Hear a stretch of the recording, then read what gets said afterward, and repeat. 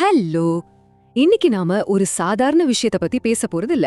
எந்த ஒரு மாடர்ன் டெக்னாலஜியும் இல்லாதப்போ கட்டப்பட்ட ஒரு பிரம்மாண்டமான கட்டிடக்கலை அதிசயத்தை, ஒரு மாபெரும் வரலாற்று பொக்கிஷத்தை பத்தி நம்ம அலச போறோம். இது வெறும் கற்களால கட்டப்பட்ட கோவில் இல்லங்க, மனித அறிவியலோட, இன்ஜினியரிங்கோட உச்சம். சரி, எந்த தாமதமும் இல்லாம நேரா விஷயத்துக்கு வருவோம். 7 இது சும்மா ஒரு நம்பர் இல்ல, ஒரு இமாலய சாதனை. கிபி 1003ல ஆரம்பிச்சு சரியா 1010ல முழுசா கட்டி முடிச்சிட்டாங்க. அதாவது இவ்ளோ பிரம்மாண்டமான ஒரு அமைப்பை வெறும் 7 வருஷத்துல கட்டி முடிச்சிருக்காங்க. நினைச்சு பார்க்கவே பிரமிப்பா இருக்குல்ல. இப்போ நமக்குள்ள இயல்பா ஒரு பெரிய கேள்வி வரும். இன்னைக்கு ஒரு சாதாரண அபார்ட்மெண்ட் கட்டணும்னா கூட நாம எவ்வளோ பெரிய கிரேன்கள், அதிநவீன மெஷின்களை எல்லாம் யூஸ் பண்றோம். ஆனா 1000 வருஷத்துக்கு முன்னாடி எந்த ஒரு மாடர்ன் மெஷினரியும் இல்லாம முழுசா கிரானைட் கற்களை மட்டுமே வச்சு வெறும் 7 வருஷத்துல எப்படி இவ்ளோ பெரிய மாபெரும் கட்டிடத்தை கட்டியிருப்பாங்க? அவங்களோட அறிவும் துல்லியமான கணக்கீடும் அசாத்தியமான இன்ஜினியரிங் திறமையும் தான் இதுக்கு காரணம். ராஜராஜ சோழனின் கனவு ஒரு மாபெரும் தொலைநோக்கு. இந்த சாத்தியமே இல்லாத ஒரு விஷயத்த சாத்தியமாக்கினவர் 10ஆம் நூற்றாண்டுல தென்னிந்தியாவை ஆண்ட மிக வலிமையான அரசர், சோழ பேரரசை உருவாக்கிய மாபெரும் வீரன் ராஜராஜ சோழன். சிவபெருமான் மேல அவர் வச்சிருந்த பக்தியும் ஒரு பிரம்மாண்டமான கனவும் தான் இதுக்கு காரணம். அது என்ன கனவு தெரியுமா? காலத்தை கடந்தும் தமிழர்களின் பெருமைய உலகம் பேசணும் அப்படிங்கிற ஒரு தொலைநோக்கு சிந்தனை. நம்ம மக்களோட திறமையும் கலாச்சாரத்தோட சிறப்பும் காலத்தை வென்று நிக்கணுங்கிற அவரோட அந்த மாபெரும் லட்சியம்தான் இன்னைக்கு நம்ம முன்னாடி தஞ்சாவூர் பெரிய கோவிலா கம்பீரமா நிக்குது. பழங்கால அறிவியல் ஒரு மாபெரும் பொறியியல் அற்புதம். மன்னரோட அந்த கனவு எப்படி ஒரு சயின்ஸ் மிராக்கிளா மாறுச்சுன்னு இப்ப பாப்போம். இந்த கோவிலோட பிரதான கோபுரம், அதாவது விமானத்தோட உயரம் சரியா 216 அடி. கொஞ்சம் யோசிச்சு பாருங்க, 216 அடி உயரத்துக்கு, அதுவும் முழுக்க முழுக்க ரொம்பவே கடினமான வெயிட்டான கிரானைட் கற்களை மட்டுமே வச்சு இதை கட்டியிருக்காங்க. இவ்வளவு உயரத்துக்கு இத்தனை பெரிய கற்களை எப்படி ஒண்ணு மேல ஒன்னா அடுக்குனாங்க அப்படிங்கிறது இன்னைக்கு வரைக்கும் உலகத்துல இருக்கிற பல ஆர்கிடெக்டர்களை திகைக்க வைக்கிற ஒரு மாபெரும் இன்ஜினியரிங் ரகசியம். ஆச்சரியம் அதோட முடியலங்க. அந்த கோபுரத்தோட உச்சியில ஒரு கலச கல் இருக்கு. அதோட எடை மட்டுமே சுமார் 80 டன்.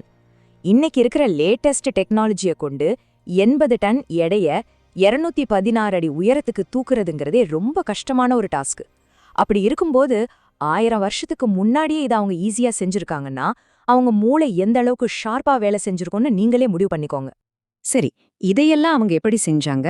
வரலாற்று ஆய்வாளர்கள் என்ன சொல்றாங்கன்னா, லாங் ரேம்ப் தியரி, அதாவது பல கிலோமீட்டர் தூரத்துக்கு மிக நீளமான சரிவு பாதைகளை அமைச்சு அது வழியா யானைகளையும் மனித பலத்தையும் மட்டுமே பயன்படுத்தி அந்த 80 டன் எடையுள்ள மாபெரும் கற்களை உச்சிக்கு கொண்டு போயிருக்காங்க.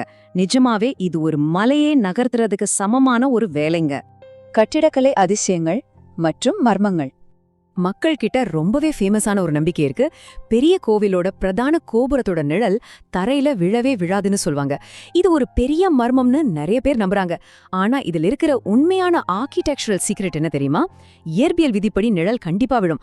ஆனா அந்த நிழல் வெளியில தெரியாதபடி சுத்திலும் இருக்கிற மற்ற அமைப்புகளுக்குள்ளேயே விழுந்து மறைஞ்சிடுற மாதிரி ரொம்பவே புத்திசாலித்தனமா மிக சாதுரியமா டிசைன் பண்ணிருக்காங்க. இது எந்த மேஜிக்கும் கிடையாது. இதுதான் அவங்களோட உண்மையான கட்டிடக்கலை மூளை. அங்க இருக்கிற ஒவ்வொரு சின்ன விஷயமும் ரொம்பவே கேர்ஃபுல்லா பிளான் பண்ணப்பட்டிருக்கு. உதாரணத்துக்கு, அங்க இருக்கிற பிரம்மாண்டமான நந்தி சிலையை எடுத்துப்போம். இது பல கற்களை வச்சு ஒட்ட வச்சது கிடையாது. முழுசா ஒரே கல்லால் செதுக்கப்பட்ட ஒரு பிரம்மாண்டமான சிலை. சுமார் 12 அடி உயரமும் 19 அடி நீளமும் கொண்ட இந்த நந்தி பல டன்கள் எடையுடையது. இது இன்னைக்கு வரைக்கும் இந்தியாவில் இருக்கிற மிகப்பெரிய நந்தி சிலைகள்ல ஒன்னா கம்பீரமா காட்சி அளிக்குது. கல்லில் செதுக்கிய தரவு ஒரு வரலாற்று புத்தகம். இந்த கோவிலோட சுவர்களை நீங்க கொஞ்சம் உத்து பாத்தீங்கன்னா அது வெறும் டிசைனோ ஆர்ட்டோ இல்லைங்கிறது உங்களுக்கு புரியும். அது அழியாத 1000 வருஷம் பழமையான ஒரு பிரம்மாண்டமான டேட்டாபேஸ். அந்த சுவர்கள்ல இருக்கிற கல்வெட்டுகள்ல என்னென்ன இருக்கு தெரியுமா? சோழர்களோட ஒட்டுமொத்த வரலாறு, அந்த காலத்துல டாக்ஸ் எப்படி கலெக்ட் பண்ணாங்க, கோவிலுக்கு அர்ப்பணிக்கப்பட்ட நடன கலைஞர்களோட பேர்கள், கோவில் நிர்வாகம் எப்படி நடந்துச்சு, சாதாரண மக்களோட தினசரி வாழ்க்கை எப்படி இருந்துச்சுன்னு ஏகப்பட்ட விஷயங்கள் கல்லுல செதுக்கப்பட்டிருக்கு. இன்னைக்கு நாம வச்சிருக்கிற டிஜிட்டல் டேட்டா கூட ஒரு நாள் அழிஞ்சிடலாம். ஆனா 1000 வருஷமா இந்த கல்வெட்டுகள் ஒரு வாழும் வரலாற்று புத்தகமா நமக்கு நிறைய விஷயங்களை சொல்லிக்கிட்டு இருக்கு. கல்வெட்டுகள் ஒரு பக்கம்னா இன்னொரு பக்கம் இந்த சுவர்கள்ல வரையப்பட்டிருக்கிற சோழர் காலத்து ஓவியங்கள் இன்றும் நம்மை கண்கொட்டாம பார்க்க வைக்குது. 1000 வருஷத்துக்கு முந்தே அந்த நேச்சுரல் கலர்ஸ், மூலிகைகளால உருவாக்கப்பட்ட அந்த ஓவியங்கள் அவங்களோட துடிப்பான கலாச்சாரத்தையும் கலைநேர்த்தியும் எந்த டேமேஜும் இல்லாம அப்படியே பாதுகாத்து நம்ம கண் முன்னாடி கொண்டு வந்து நிறுத்துது. காலத்தை வென்ற பெருமை, ஒரு அழியாத உலகளாவிய மரபு. இந்த வரலாற்று பொக்கிஷம் வெறும் பழங்காலத்தை பத்தி மட்டுமே பேசுற ஒண்ணு கிடையாது.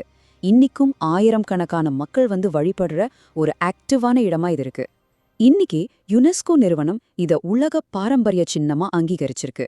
கிரேட் லிவிங் சோழா டெம்பிள்ஸ் அப்படிங்கிற பட்டியல்ல இதுக்கு முக்கிய இடம் கிடைச்சிருக்கு. இதனால தமிழர்களோட பெருமை உலகம் முழுசும் பேசப்படணும் அப்படிங்கிற ராஜராஜ சோழனோட அந்த மாபெரும் கனவு இன்னைக்கு 100% பளிச்சிடுச்சுனே சொல்லலாம். உலகத்துல இருக்கிற எல்லாரும் வந்து பார்த்து பிரமிக்கிற ஒரு அற்புதமான இடமா இது மாறி இருக்கு. கடைசியா உங்களை யோசிக்க வைக்கிற மாதிரி ஒரு கேள்வி.